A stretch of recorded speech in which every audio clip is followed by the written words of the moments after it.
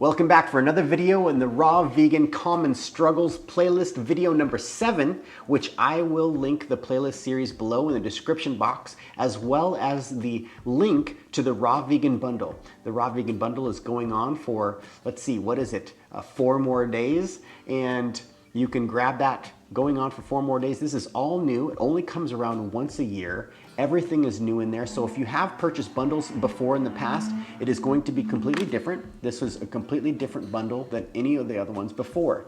There is a collaboration book in there. We've got 35 different collaborators that have contributed to this bundle, and or contributors, I should say, 35 contributors, and there have been a few people who have collaborated. I don't know the exact number of the people who did collaborate in the collaboration book, but everybody put in a couple recipes, some of their favorite appetizer recipes. So it is an exclusive book that you can only get in the Raw Vegan Bundle of different raw vegan appetizers, and this is definitely a great thing to tap into for certain social situations. As well as I've got my brand new course in there called the Raw Vegan Kitchen Essentials course, right? So this is, something that I've been working on for a little bit, trying to just help anybody who's wondering what kind of kitchen tools do you use, what we're using, and how these certain tools can really help and enrich your recipe creation. So be sure to check it out. It's only going on, like I said, for another 4 days, and you definitely don't want to miss it. Over $1,700 worth of goodies for $50, man. Like, you cannot go wrong. Okay, any of these bundles that ever come around, any bundle that I've ever promoted, I'm only promoting because I absolutely believe in them. There's so much value in these bundles. There's some really, really good stuff in there. So be sure to check it out. All right, so let's get into this video.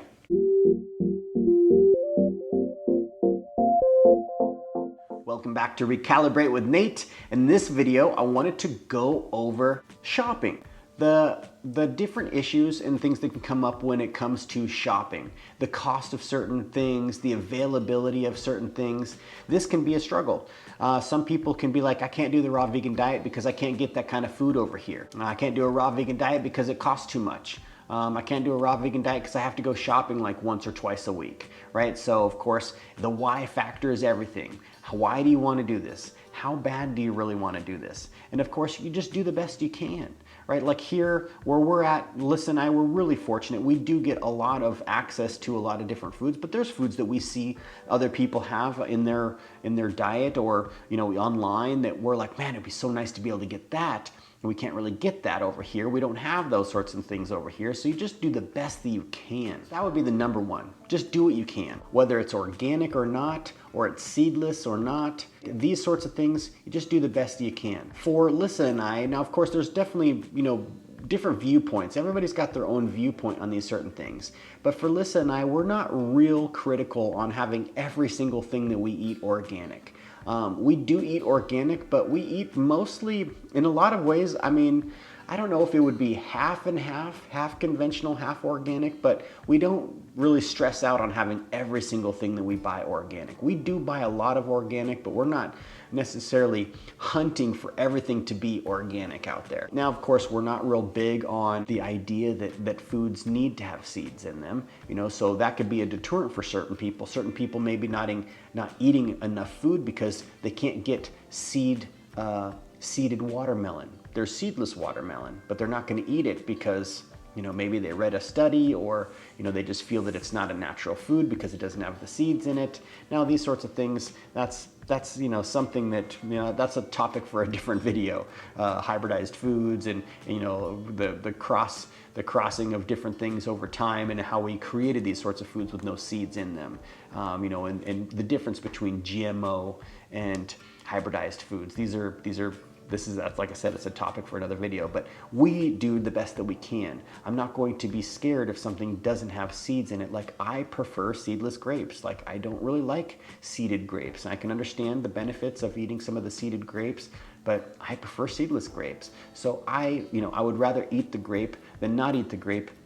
Because, I'm only going to have, if I was to eat grapes, I'm only going to have organic seeded grapes. And if I can't get, organic seedless grape, I'm not going to eat seedless grapes or whatever. You know what I mean? Like, you just do the best you can. Certain people, I'm not trying to like make anybody, feel that, eating a seeded grape is bad, or eating a seedless grape is bad. Like, it's just do what you can do, right? It's better than French fries or potato chips, of course, right? But I think that a lot of times we can kind of overthink these certain things, and that can hinder us in certain ways. Doing this, we shop more often than the average individual. Some people may do like one major grocery shopping trip a month or twice a month. We do one pretty major one once a week. And then we might do like a filler trip on the weekend or something. Like, our major day would be Tuesday. We go out and hit like 4 or 5 different stores, maybe 6.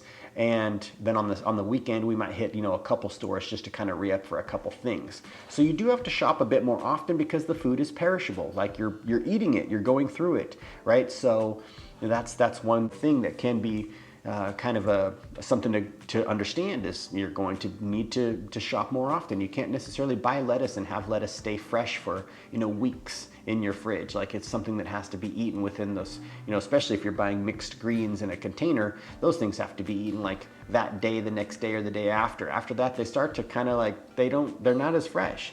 So that's where, shopping more often is one of the things that goes along with this diet. So if you're not prepared to do that, that could be a struggle, definitely. Now, you got to figure out where to shop, right? Like, where's the best prices? Sometimes you can find better prices at certain places. Sometimes we get some really amazing deals at the places that you wouldn't think that would be having organic blueberries or organic cauliflower for $1 a head, or blueberries for $1 a pound, right? We have found some of these deals, so it's good to shop around and just to figure out where those deals are. Maybe you get like enroll into a coupon saver kind of thing. I think there's like a couple different apps, like Flip is one that we have, and we'll get notifications when certain things are on sale on that particular store. Actually, it's not like they just let you know, hey, mangoes are on sale down here. They send you basically like the coupons or the little news flyer of everything that's on sale, and we'll look through there, like find, oh cool, they got 6 mangoes for $1. Let's get down there and get a bunch, right? So it's good to shop around to see where you can get the best price for things. Now, depending on where you're at, the city you live in, your location, and the season, there's certain things that you may not be able to get. And that's just kind of how it goes. What we have to do is we just have to eat as well as we can within that season, right? Like, sometimes we can only really get good peaches, one time a year, or good persimmons one time a year, right? So that's just kind of how it is. You're eating with the seasons in a lot of ways. Now, sometimes, of course, like, you can't get the best quality, right? We have to be grateful for what we can get. And gosh, that makes me think of like when I would visit Lissa in Canada. I mean, man, the food up there was so expensive for like green onions, even just, where they're down here, they're like 38 cents for a bundle of green onions. Up there, they'd be like $1.20 or something, right? So you just have to be grateful for what you have and what you can have access to, and just do the best you can. Another thing you can do, it would be to grow your own stuff. And that's where, we're big into growing microgreens and sprouting and culturing foods out, like making fermented foods, sauerkraut. Fermented foods are amazing in so many ways. Like, it's a great way to preserve the food. Carrots, maybe we'll get a bunch of carrots. I love doing the hot carrots. Maybe we're doing some carrots, some peppers, some cauliflower, some beets. These sorts of fermented foods are great. It's a great way to preserve it.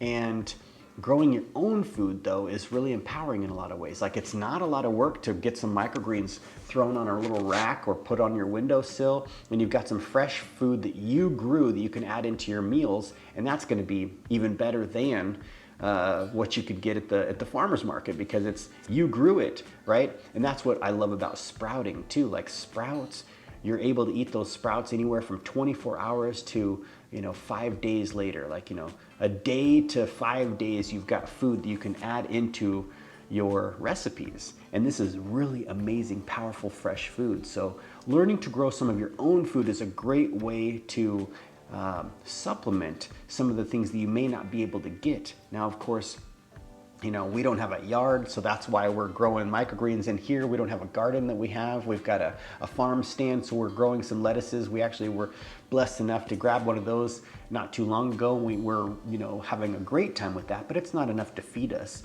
year round off of the one particular rack or stand, right? So it's a supplementation in a lot of ways, but it's empowering. So get into growing your own food. That can be a great way to, like I said, to get certain produces or herbs and stuff that you may not be able to get year round, and that can be really fun.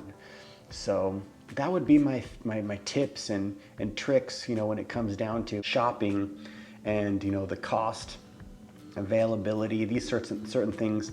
I have had people write in saying that they have a hard time getting certain foods where they're at. So that's the biggest thing, is just shop around, and do the best you can. That's really it. Do the best you can. Anyways, I hope you enjoyed this video. Make sure you like it if you did like it. Subscribe if you feel so compelled to do so. And be sure to check out the Raw Vegan Bundle before it is gone. We've only got 4 days left, and it's over. It's gone forever. This will never be back. Everything is brand new, like I said, so be sure to check it out. Just take a peek in there, open up some of the things, and see what's inside for you.